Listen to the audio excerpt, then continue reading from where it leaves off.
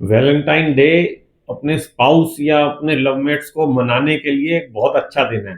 तो जिन लोगों के भी स्पाउस या लवमेट्स का डेट ऑफ बर्थ 4, 13, 22 या 31 तारीख को किसी भी महीने की आता है, तो वो जो है ना राहु द्वारा गवर्न होते हैं, यानी कि उनमें राहु जैसी पर्सनैलिटी होती है। तो वो उन लोगों को, अपने लवमेट्स को क्या क्या दे सकते हैं जिससे कि वो वैलेंटाइन डे पे खुश हो जाएं।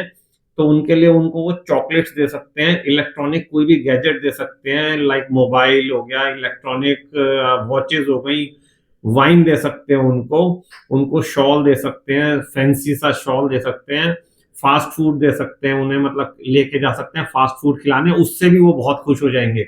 एरोमा जो होता है ना आजकल रूम में, एरोमा थेरेपी वाले एरोमा, वो दे सकते हैं। तो इन चीजों से वो बहुत खुश होंगे। आप दे के देखिए, आपका वैलेंटाइन डे वंडरफुल डे बन जाएगा। Thank you.